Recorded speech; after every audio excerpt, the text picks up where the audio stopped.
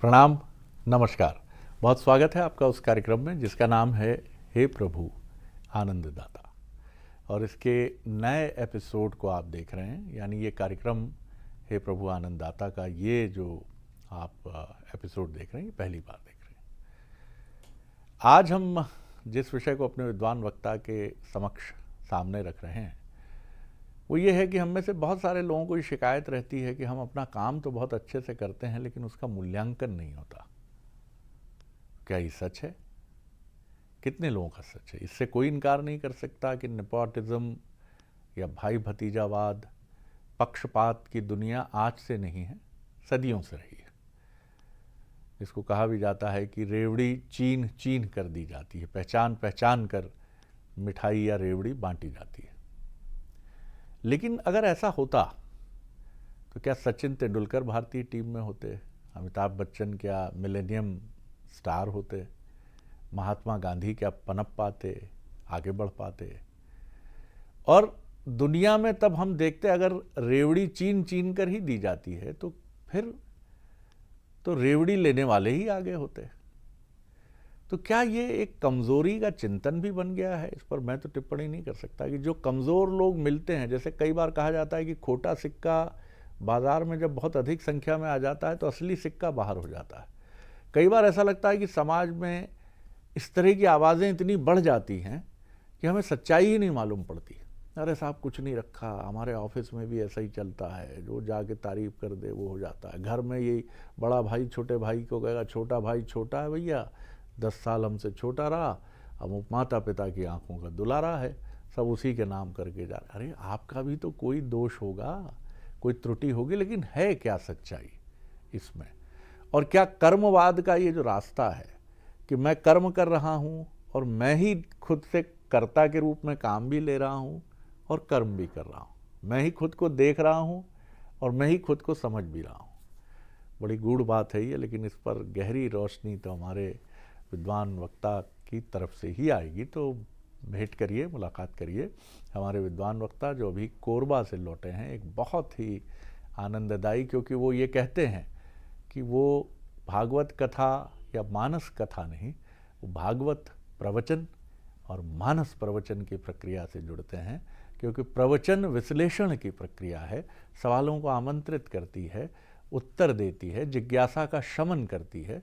तो छत्तीसगढ़ के कोरबा में उनकी बहुत ही सफलतापूर्वक कथा संपन्न हुई है। तो सीधे चलते हैं भगवत गीता के अध्येता मानस मर्मज्ञ प्रोफेसर डॉक्टर सुरेंद्र बिहारी गोस्वामी जी के पास। प्रणाम कर रहा हूँ डॉक्टर साहब। आज आपकी परिचर्चा में मुझे आपकी मन स्थिति पर विच्छिन्नता बड़ी साफ दिखाई पड़ रही थी जी। विच्छिन्नता का अर्थ होता है कि हम संतप्त लोगों के विषय में सोचते हैं। जब लोग रोज शिकायत करने लगते हैं तो आदमी सोचता तो है कि इतनी शिकायतों के बाद भी समाधान का कोई विकल्प क्यों नहीं निकल रहा है। लेकिन हमारे जीवन में ये विचलन सदैव से बना हुआ है।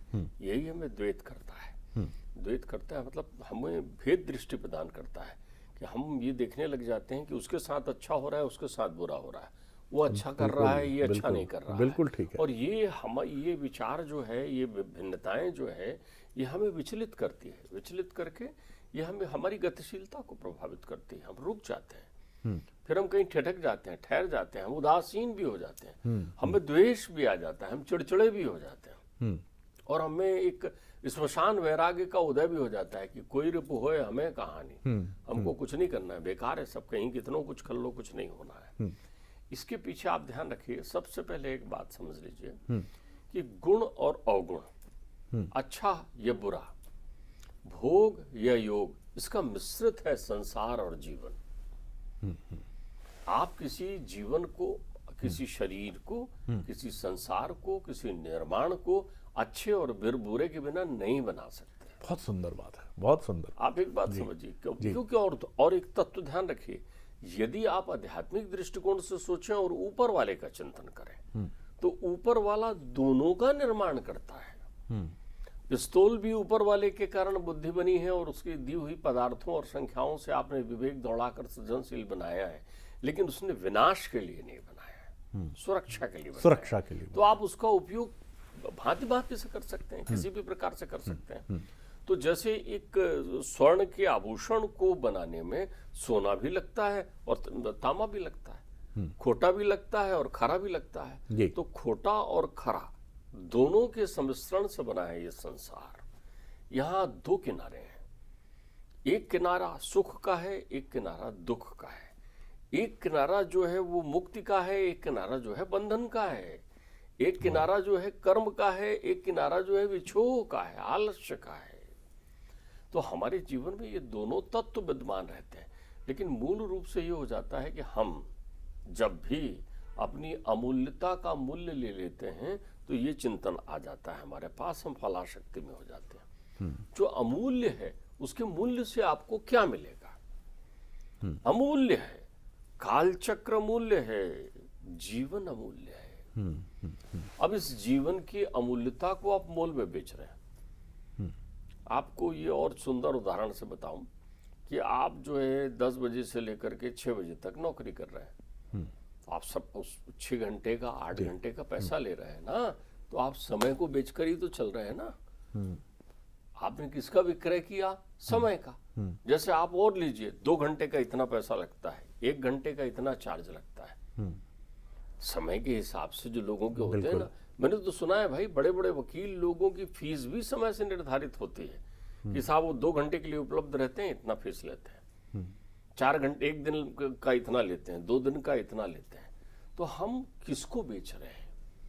हम उसे बेच रहे हैं जो अमूल्य है हमारे जीवन, वो अमूल्य है।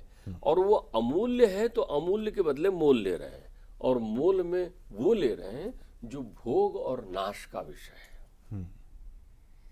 तो उस समय की पाबंदगी में बंधा हुआ आपका कर्म भी अमूल्य है। इसको थोड़ा एक बार और समझाइएगा, आपको समझना, कुछ लोगों को जटिलता लगेगी। अभी इसको और सरल करने की जरूरत है। जी। एक बहुत सीधा, चलिए समय अमूल्यता का संबंध बताएं आप। मुझे याद आता है कि एक वो क्या गाड़ी कहलाती है जिसमें बैठो और उसका मीटर चलने लगता है ना, टैक्सी गाड़ी क्या कहते हैं, जो भी, उसमें बैठे हुए थे। अब बैठे हुए थे, मैं और पिताश्री साथ में बैठे हुए थे, बम्बई गए थे। वो पीले और काले रंग की वो उस जमाने में, मुझे तो कार का वो भी याद है, फिएट कार थी। फिएट कार होती थी, प्रीमियम पद्मिनी। हाँ, तो उसमें बैठे और उसमें वो उसने वो मीटर डाउन किया और पैसा लगता था उसमें। तो हम बैठे हुए थे, तो जब तक के कोई व्यक्ति आया तो पिताजी से चर्चा करना चाह रहा था। तो चर्चा करने वाला व्यक्ति बड़ा समझदार था।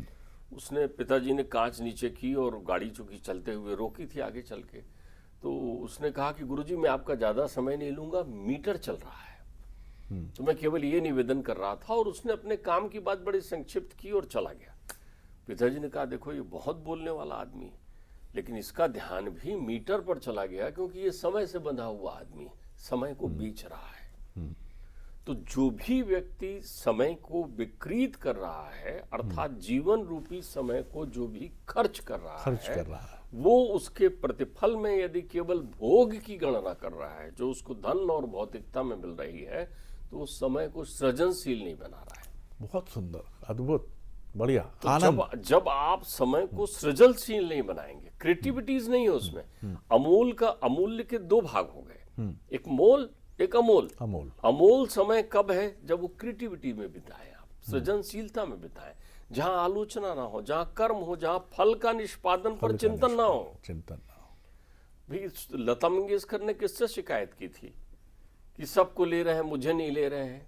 यद विधना लिखते ललाट पट्टम, हमने भाग्य नामक विषय वस्तु इसीलिए बनाई है कि जब तेरा नंबर आएगा तब तुझे ले लिया जाएगा। अब वो नंबर तेरे अमूल्य समय में इस समय आए या उस समय आए, तुम तब के रहो या आपके रहो। तो तुम्हारा ध्यान यदि आपके उन लोगों पर है जो अपने छद्म से, भौतिकता से, आपने अंग्रेजी में एक उपयोग किया, क्या है, नेपोटिज्म, भाई भतीजावाद। हाँ, भाई भतीजावाद, उसमें करने दीजिए उन्हें, वो भी नाशवान है, हम भी नाशवान है। लेकिन यदि हम सृजनशील रह गए तो स्मृति बनेंगे, वो याद बनेंगे। कितने लोग आए और चले गए, भूल गए लोग, उनको याद तक नहीं करते। न जाने कितने करोड़पति, अरबपति, खरबपति संसार में रहे, लेकिन रतन टाटा याद रहेंगे। ध्यान रखना आप मेरी बात को, वो लोग याद नहीं रहेंगे, वो आए और चले गए, लेकिन जिनने जीवन जिया है वो बिड़ला याद है, जिनकी स्मृति में मंदिर बने हैं जगह जगह, उन्होंने अपने आप को सृजनशील बना लिया है। तो आप भोगवादी कर रहे हैं, करोड़ों अरबों रुपए खर्च करके भोग में कर रहे हैं, तो आप वो एक पन्ने की तरफ पलट दिए जाएंगे, याद में ढूंढे जाएंगे। भोग याद दिलाती है और सृजनशीलता स्मृति बन जाती है, क्योंकि स्मृति में ही आनंद है और स्मृति ही श्रुति बनती है, कहानी उसी की बनती है। तो यहाँ वो लोग जो शिकायत करते हैं कि उनके कर्म का मापन ठीक तरीके से, उसकी मीटरिंग अच्छे से नहीं हुई, आपने मीटर शब्द का प्रयोग किया, उसका आकलन अच्छे से नहीं हुआ, उसको एस्टिमेट ठीक से नहीं किया गया, तो दरअसल वो एक खोखलापन है एक किस्म का। नहीं, उनका ध्यान सामने वाले के कामों के प्रति है। अपने, मैं अभी सृजनशील शब्द का उपयोग कर रहा था ना, मैं फिर से आपको याद दिलाऊं, गीता ने इतने सरल शब्दों में उन जीवन की परिभाषा को व्यक्त किया है, क्योंकि परमात्मा के मुखारबिंद से प्रकट है ना। परमात्मा आपको अपने अधिकार याद दिला रही है, आप दूसरे के अधिकार और कर्तव्यों का चिंतन करते रहते हैं। आप करिए ना अपना अधिकार। मुझे गरीब का अधिकार मिला है, तो मैं गरीब का निष्पादन सृजनशीलता से करूंगा, क्योंकि दीनता भी मुझे त्रिलोकपति बना सकती है, जैसे सुदामा बन गए थे। हाँ, क्या बात है। दीनता, हर रास्ता वहीं पहुंच रहा है, और मुझे मेरे ये भौतिकता और ये असृजनशील और भोगों में पड़ी हुई प्रवृत्तियां ऊपर से नीचे भी गिरा सकती है, क्योंकि मैं ताश के महल बना रहा हूं। तो आप जो है अपने यहाँ, लोगों ने कछुआ और खरगोश का किस्सा सुनाया, तो उसके पीछे कारण भी यही था ना कि खरगोश की उछल कूद चलने दीजिए, कछुए ने उधर थोड़ी देखा आप गतिशील हैं कि नहीं, आपका जीवन क्यों रुका हुआ है। ये शिकायतें किससे? तो आपने शिकायतों के लिए भी एक मूर्त बना रखी है जिसको ईश्वर कहते हैं।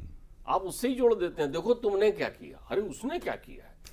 उसने तो एक ही काम किया है, पैदा किया है और मार लिया है, बाकी सब तो तुम्हारे किए धरे हैं, तुमने बनाए हैं अपने यहाँ पर। उसने कुछ नहीं किया है तुम्हारा। वो कोई दावा नहीं करता, वो कहता है कि मैं अणु को परमाणु, परमाणु को त्रिश्रेणु इत्यादि इत्यादि बना करके महतत्व के माध्यम से 24 तत्वों से तुझे संसार में भेज दूंगा। अब तू बन स्मृति या याद, तू सृजन कर या भोग कर, दोनों के लिए संसार बना हुआ है। परमात्मा कहते हैं ना, अवश्य में भोक्ताभ्यम कृतम कर्म शुभाशुभम। भाई इसका एकदम सुंदर उदाहरण, रोज हम बोलते हैं गिरिराज धरण की जय, गिरिराज धरण की जय। परमात्मा जो कुछ भी करते हैं वो लीला कहलाती है। लीला से सीखना चाहिए और चरित्र का अनुसरण करना चाहिए। लीला से सीखना चाहिए और चरित्र का अनुसरण करना चाहिए। राम के चरित्र हैं, उसका अनुसरण करिए, और कृष्ण की लीलाएं हैं, उससे सीखिए। उन्होंने आपको सिखाने के लिए लीलाएं की है, संसार को बता रहे हैं कि देख इसको ऐसा करते हैं। वो लाइफ स्टाइल है, वो आपको कला सिखा रहे हैं जीवन की, इसलिए तो वो जादूगर है। 16 अंश के साथ आए, जो राम ने कहा है कृष्ण ने वो करके दिखाया है, लेकिन तुम्हें करने के लिए लीला कर रहे हैं, मानवीकृत कि तुम ऐसा करो। अब देखिए उन्होंने कितना अच्छा प्रजातांत्रिक व्यवस्था बनाई, आपका ध्यान नहीं जाता ना उन तथ्यों की ओर जी। वो कितनी सुंदर बात कहते हैं। वो उत्सव होते देखते हैं तो वहां पर बोले साहब इंद्रोत्सव हो रहा है, इंद्र का उत्सव हो रहा है, तो घर घर पकवान बन रहे हैं, घर घर सजाए जा रहे हैं, घर घर बड़ा सुंदर बंदर मार बना हुआ है। आप वो कहते हैं ये क्या क्यों हो रहा है पिताजी, ये क्या है? अरे बोले हम इंद्र की पूजा करेंगे। बोले कौन इंद्र? बोले वो राजा हैं देवताओं के। अच्छा वो क्या करते हैं? मेघ की वर्षा करते हैं। अच्छा ये पूजा करने से मेघ की वर्षा करते हैं? बोले हाँ, उनको इसलिए हम धन्यवाद देने उनकी पूजा करते हैं। बोले कभी आए आपके पास? देखिए लीला कर रहे हैं। उद्देश्य क्या है लीला का? इंद्र का सिखाना आपको, और इंद्र का मान मर्दन करना। ठीक बात है कि कहीं इंद्र को ये अभिमान तो नहीं होगा कि मैं ही वर्षा कर रहा हूं। अरे जल तो ऊपर भरा हुआ है, हमें नहीं दिख रहा है। बादल तो जल के परमाणुओं से ही भरा हुआ है ना, आसमान ऊपर क्षितिज, लेकिन हमें अपनी नग्न नेत्रों से नहीं दिखता। तो उन्होंने कहा अच्छा आपने कभी देखा? उन्होंने कहा नहीं मैंने तो नहीं देखा। तो बोले कभी आपके पास आए पूछने कि आपके यहाँ सब ठीक है, आपकी संपत्ति गाय है, आप कृषि करते हैं? तो उन्होंने पूछा आपके गायों के लिए चारा पर्याप्त है, कृषि अच्छा हो रहा है, कभी आया? बोले नहीं। वो बोले जो आपके गायों को चारा दे रहा है, जो आपके गायों का सम्मान कर रहा है, आपने उसका कभी सम्मान किया?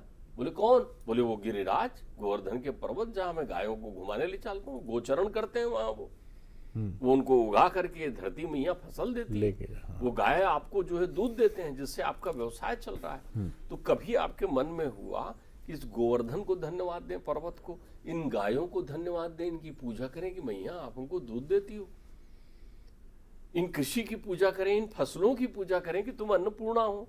ये दिख रहे हैं सामने, तो आप जो नहीं दिख रहा है उसका पूजन करने बैठे हैं, ये तो ठीक बात नहीं। ठीक बात नहीं। तो कृष्ण के कहने से उन्होंने इनका पूजन किया, और अभिमानी इंद्र जब आक्रमण करने के लिए प्रत्यक्ष आए तो कृष्ण ने उनका मान हरण किया, उठा दिया गिरिराज की, गिराते रहो पानी, उससे थोड़ी होता है। अवश्य में भोक्तव्यम कृतम कर्म शुभाशुभम, अपने शुभ और अशुभ कर्मों का फल आपको अवश्य भोगना पड़ेगा। इसलिए हमारे यहाँ कहावत बनी, देर है अंधेर नहीं। हाँ। लेकिन आपकी प्रतीक्षा में अब आपका ध्यान अंधेर में चला जाता है, तो आप तुरंत कह देते देखो ना 5 साल हो गया लेकिन अभी तक नहीं हुआ। तो आप तो समय किसके लिए गिन रहे हैं? अंधेर के लिए, अपने कर्म के लिए नहीं गिन रहे हैं। नहीं गिन रहे हैं। तो मैं ये कह रहा हूं कि आप इस सिद्धांत को, कोई रिपु होए हमें क्या, कहानी कोई राज कर रहा हो क्या, मैं लगन से उस अपने अनमोल जीवन के समय का सृजनशील उपयोग कर रहा हूं क्या? यदि उपयोग कर रहा हूं तो योग कर रहा हूं, और यदि मैं उसे बेच रहा हूं तो फिर मैं उसका भोग कर रहा हूं, विक्रेता हूं। तो भोगने वाली तो सब चीजें यहीं छूट जानी है ना। ठीक बात है। आप तब तो शोक नहीं करते कि इतना बड़ा पैसा वाला, इतना बड़ा हीरो नायक, इतने बड़े सब लोग वैसे ही चले गए ना, वस्त्रहीन होकर गए ना, वैसे ही गए ना, वैसे ही गए। तब तो आप नहीं कहते कि जोड़ा किसके लिए था। जब आप किसी बड़े आदमी को नीचे अवनत होते गिरते हैं तथाकथित को, तब तो आपको वो दिन ध्यान नहीं आते कि वो कैसे बड़ा हो गया था।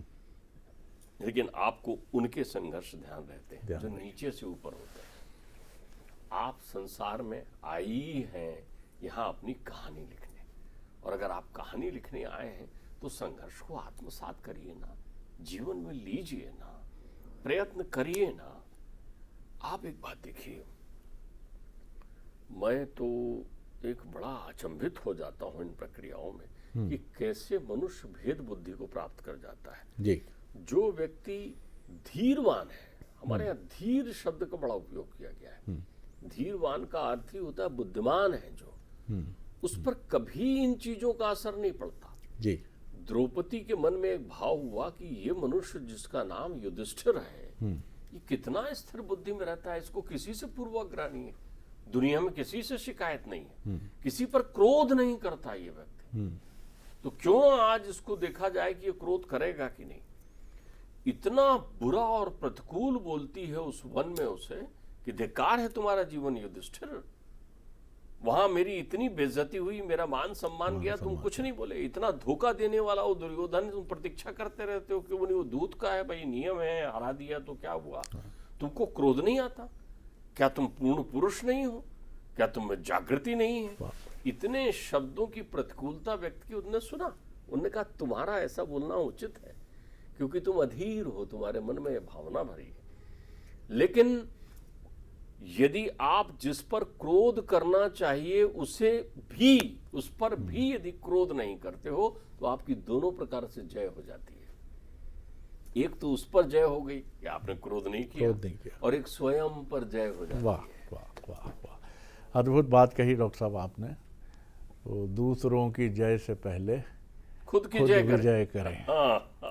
कितना सुंदर गीत ये एक हिंदी फिल्म का है, और डॉक्टर साहब ने यही बताया कि आप जब अपना मूल्य लगा देते हैं तो आप भी एक ऐसे व्यापारी की तरह हो जाते हैं जिसकी सारी चिंता इसके इर्द गिर्द घूम रही है कि वो जो भी उत्पाद, जो भी प्रोडक्ट बेच रहा है वो कितनी जल्दी बिकेगा और कैसे उसके अच्छे से अच्छे दाम मिले। ये चीज़ हमें अधीर भी करती है, ये चीज़ हमें बेचैन भी करती है, और ये चीज़ क्रोध और नाना प्रकार की जो नकारात्मकता है उसी से उपजती है। मैं ऐसे कितने लोगों को जानता हूँ और कई बार खुद के भीतर भी झांकता हूँ कि दफ्तर से लौटने के बाद हम कितने अशांत हो जाते हैं, क्योंकि हम अपेक्षा रूपी विषय को लेकर हम ऑफिस में बैठे थे, वो अपेक्षा पूरी नहीं हुई, नाना प्रकार की कहानियाँ आपने बना ली मन में, गाड़ी से घर तक पहुँचने तक, और घर पहुंचने पर भी वो वाक्य आपका टूटा नहीं, घर वालों को पता ही नहीं है क्या हुआ, लेकिन आप वहाँ भी उसी विषय को दूसरे तरीके से रखते हैं। तो कहीं का ठीकरा कहीं फोड़ते हैं। और जो सिर्फ कर्मवादी दर्शन के साथ, जैसा डॉक्टर साहब ने कहा कि वो आगे बढ़ते हैं, वो इससे मुक्त हो जाते हैं कि वो सिर्फ काम करने का आनंद लेते हैं। सोचिए उस योगी को जो सिर्फ भक्ति भाव में डूबा है, गहन ध्यान में, भूल गया है कि हिमयुग है, कि इस समय रेत का बिल्कुल जला देने वाला बवंडर चल रहा है, तापमान 45, क्योंकि वो तो निमग्न हो चुका है भक्ति में, कुछ पता नहीं, शरीर मन बस इष्ट पर ध्यान है पूरा।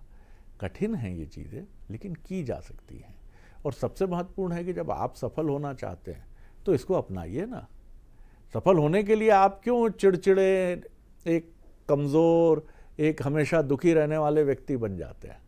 सकारात्मक बनकर आगे सामने आइए, होगा, बिल्कुल होगा। देर है, अंधेर नहीं है। ये भरोसा तो मन में रखिए। ये भरोसा ही नहीं है तो फिर तो देर ही देर है। फिर क्या है? फिर तो आप अटके ही हुए हैं। देर है, अंधेर नहीं है। बहुत सुंदर डॉक्टर साहब। अगले एपिसोड में एक और विषय लेकर उपस्थित होंगे। प्रणाम, नमस्कार।